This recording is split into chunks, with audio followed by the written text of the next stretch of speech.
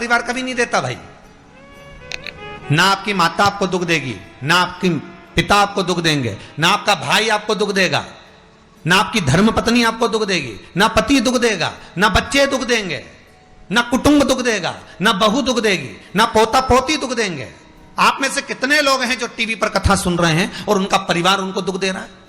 कितने लोग हैं ऐसे?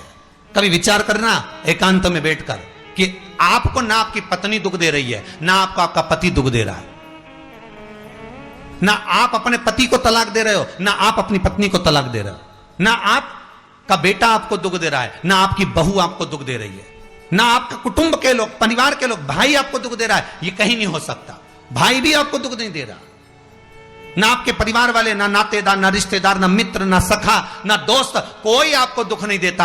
ये शिव महापुराण की कथा कहती है हमको लगता है कि हमारे परिवार वाले दुख दे रहे हैं, हमको लगता है हमारी बहू हमें दुख दे रही है, हमें लगता है हमारी सास हमें दुख दे रही है, हमें लगता है हमारा पति हमको दुख दे रहा है, हमें लगता है हमारे कुटुंब वाले हमको दुख दे रहे हैं। पर शिव महापुराण की विद्येश्वर संहिता कहती है ये कोई आपको दुख नहीं देते, दुख आपका पूर्व का कर्म आपको देता है। ये जितने भी मिले हैं ना आपको, रिश्तेदार, नातेदार, कुटुंब, भाई, बंधु, सखा, पत्नी, पति, पोता, पोती, ये जितने लुटेरे मिले हैं, ये जितने अपशब्द कहने वाले मिले हैं, ये जितना ताने देने वाले मिले हैं, ये जितना गाली देने वाले मिले हैं, ये जितना उंगली उठाने वाले मिले हैं, ये कोई दूसरे नहीं, तुम्हारे पूर्व कर्म के कोई ना कोई पुराने ही होंगे जो तुम्हारे साथ जुड़कर तुम्हारे टांग खींचने के लिए सामने खड़े हुए हैं। ये कोई तुम्हारे होंगे।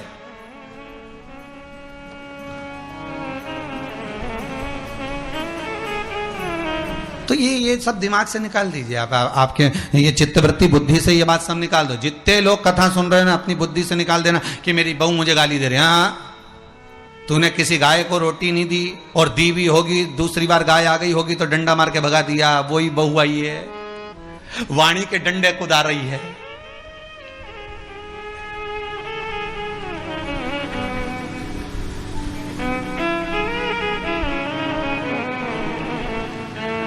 कोई बेटा अगर नहीं सेवा कर रहा, कोई बेटा नहीं पूछ रहा, समझ लेना पूर्व में हमारे बुजुर्ग, कोई दादाजी होगा, कोई दादी जी होगी, कोई ससुर जी होगा, कोई जेठ जी होगा, हो सकता है किसी की हमने सेवा नहीं करी हो और वही बेटा बनकर आया, आज हमारी सेवा नहीं कर रहा।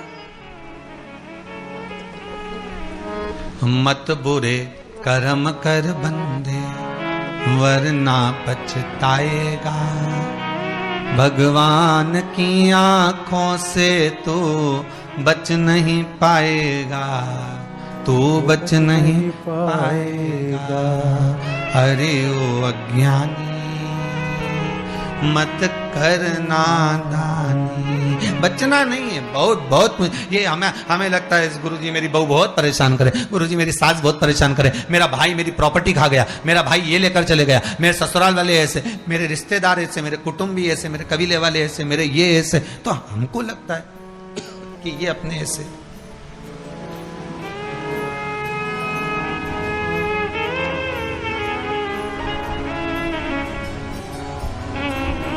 हमको लग रहा है कि ये हमारे ऐसे हैं, हमारे को लूट रहे हैं, हमको ऐसा परेशान कर रहे हैं, हमको ऐसा कर रहे हैं, पर नहीं भाई। शिव महापुराण की कथा कहती है कोई हमको कष्ट नहीं देता। एक बार पहले भी कथा में कहा, आज फिर कह रहे हैं आपको महाराज, फिर कह रहे हैं, आज फिर कह रहे हैं।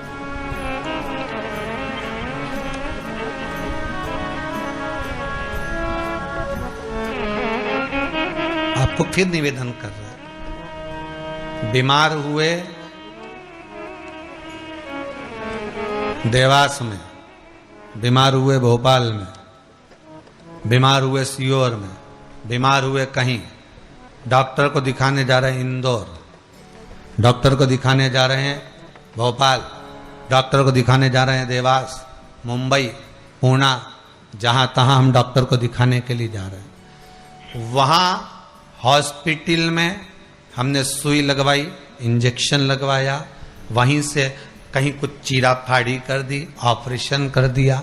जरा विचार करना कभी एकांत में बैठ कर कि रहते यहाँ थे, दवाई लेने पहुंचे वहां, इंजेक्शन वहां लगवाया, बताओ ऑपरेशन वहां करवाया, तो इतने सारे हॉस्पिटल, कहीं ना किसी ने कहा सूरत भी जा सकते हो, किसी ने कहा अहमदाबाद चले जाओ, किसी ने कहा वहां चले जाओ, कोई कहे पूना चले जाओ, कोई कहे मुंबई चले जाओ, कोई कहे इंदौर चले जाओ, कोई कहे भोपाल चले जाओ। पर रहने वाला कहाँ का और जाकर ऑपरेशन करवा रहा है कहां पर? विचार करिएगा। रहने वाला कहां का और इंजेक्शन लगवा रहा है कहां जाकर? जरा विचार करिएगा।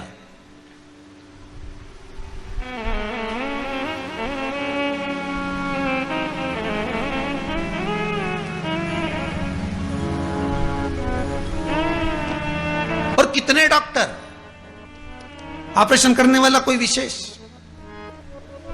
कितनी डॉक्टर सिस्टर, इंजेक्शन लगाने वाली कोई विशेष वहां बैठी है, उसको तुम नहीं पहचानते, वो आपको नहीं पहचानते। अभी कोरोना का टीका लगवाया होगा, वैक्सीन लगवाई होगी, इंजेक्शन लगवाया होगा, कोरोना महामारी का लगवाया सबने।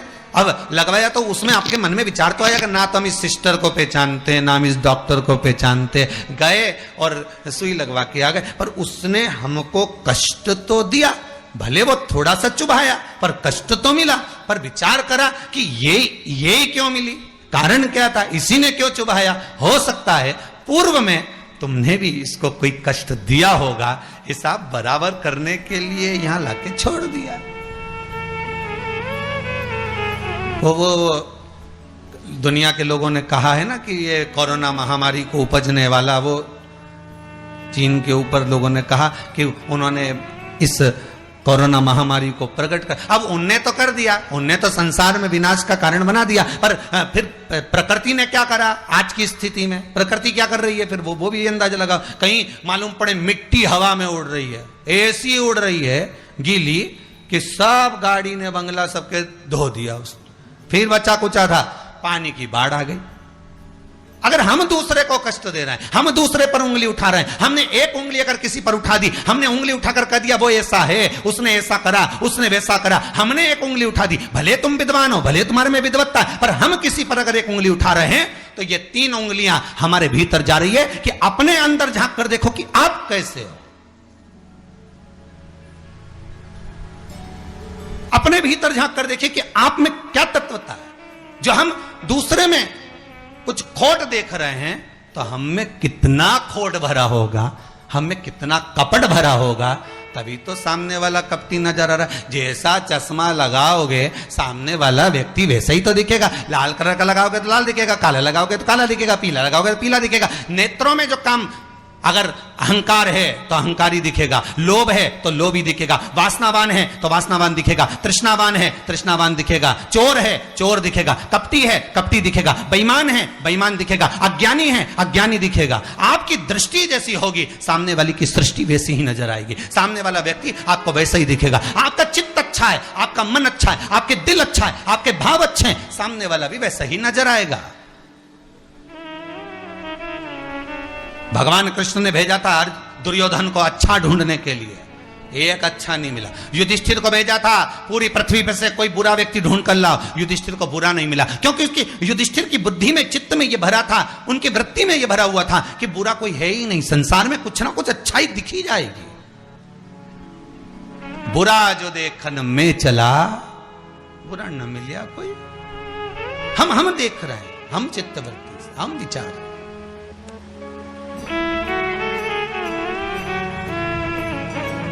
कौन ना बहू बुरी है, फिर निवेदन करूंगा, ना सास बुरी है, ना बेटा बुरा, ना बहू बुरी, ना ही ये पूरा संसार बुरा, सब अच्छे हैं। फिर बुरा क्या? अपना कर्म जो हम कर कर आए हैं, उस कर्म का भोग संसार में आकर भोगना पड़ेगा। एक रोटी भी हमको खाने को मिल रही है तो हमारे पूर्व के किए हुए कर्म के अनुसार मिल रही है। दुख भी अगर हमको मिल रहा है तो हमारे पूर्व के कर्म के अनुसार मिल रहा है। सुख भी मिल रहा है तो हमारे पूर्व के कर्म के अनुसार मिल रहा है। हम जैसा कर्म करें उसके अनुसार हमें फल मिल रहा है।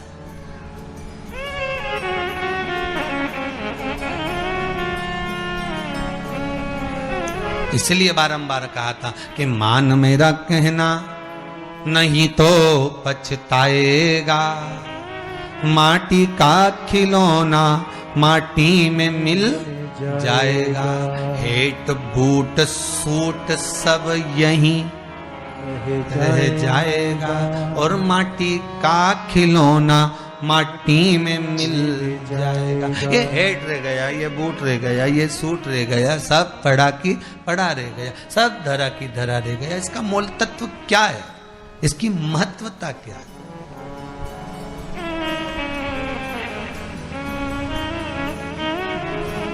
इसकी मूलता कुछ नहीं, इसकी मुख्यता कुछ नहीं, इसकी महत्वता कुछ नहीं।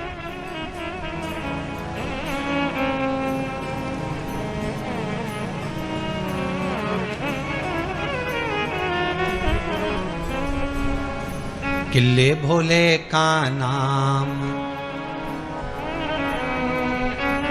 भगवान शिव का मंत्र, नाम स्मरण जप कीर्तन सुख दे।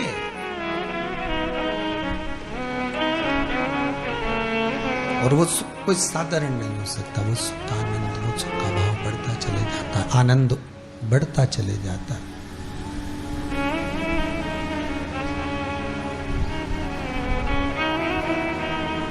ले भोले का नाम काहे यूं भटके,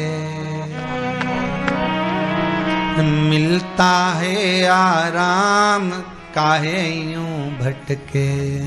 ये शिव का नाम लेकर हम जब शंकर का नाम लेकर जब अग्रण्य हो जाएं, प्रेशर खोलिए महाराज, प्रेशर खोलिए। हम शिव का नाम लेकर जब अग्रण्य बढ़े, आगे बढ़े, शंकर का नाम लेकर जब अग्रण्यता के भाव की ओर बढ़े, तो जीवन का सुख क्यों ना मिलेगा सर? वो जीवन का आनंद क्यों ना मिलेगा? महाराज शिव पुराण कह रहे, कोई बुरा नहीं संसार में। ये जितने नाते रिश्ते कुटुंब कबीले बनते चले जाते हैं, ये हमारे कर्म के अनुसार बनते चले जाते हैं, कर्म के अनुसार। ये कोई दूसरा बनाता नहीं है। जैसा पूर्व में कर कर आए हो, वैसा आपके सामने आपका व्यवहार सामने वाले का प्राप्त होगा, वैसा व्यवहार प्राप्त होगा।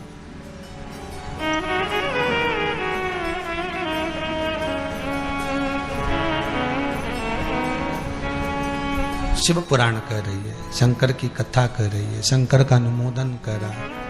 महाराज अच्छी संगत में बैठोगे, अच्छी संगत में अगर विराजमान होगे तो सुख अपने आप मिलेगा। माता के गर्भ से अगर आपका जन्म हुआ है तो कुछ अच्छा करने के लिए ही हुआ है।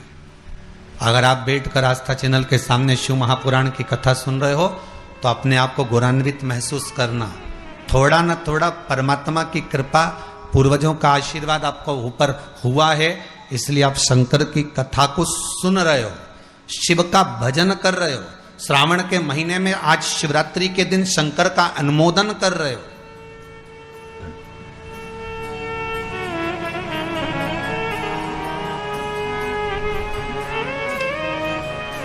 घर में 4 बहुएं होती हैं, 5 बहू होती है, 6 बहू होती है। सास 6 बहू को बोलती है कि जाओ पानी लेकर आओ, अरे बोलो जम के जरा, नहीं बोलती ना। सास किसी एक का नाम लेगी, ए बेटा, ए लाली, एक बहू का नाम लेगी और उसको पुकारेगी और पुकार कर कहेगी जरा मेरे लिए 1 गिलास पानी ला दे बेटा। बहू जाएगी, पानी ला कर देगी। अब सास ने वो 3 को क्यों नहीं बुलाया रे? अरे बोलो तो जम क्या, वो 3 से क्या सास की दुश्मनी थी? नहीं, वो भी रोज मिलती, वो भी रोज प्रणाम करती है, वो भी रोज नमन करती है, वो भी रोज ना रोज सास के पास जाकर बैठती हैं, वो भी सास उनको भी साड़ी देती है और सास उसको भी साड़ी देती है, सास उसको भी रकम देती है, उनको भी। और एक को बुलाया आवाज लगाकर, ए बेटा, ए लाली, ए बहू, जरा इधर आ, और जिसका नाम लेकर बुलाया वो दौड़ कर आई और लाकर पानी दे दिया। पर सास इसी को क्यों बुलाती है? 4 बहू में से इसी बस बहू को आवाज क्यों लगाती है? बस उतना तुम अंदाजा लगा कर रखो कि सास इसी को ज्यादा क्यों बुलाती है, इसी से बात क्यों ज्यादा करती है। ना तो उसने कुछ दिया, ना इसने कुछ दिया, ना कोई बात। पर कुछ बहू में, 4 बहुओं में, 4 बेटे में कोई एक ऐसा होता है जिससे सास की अच्छी पटती है। उसी तरह भोलेनाथ भी परिवार में उसको देख लेता है जिससे शिव की अच्छी पटती है, उसी को बिठाता है कथा में।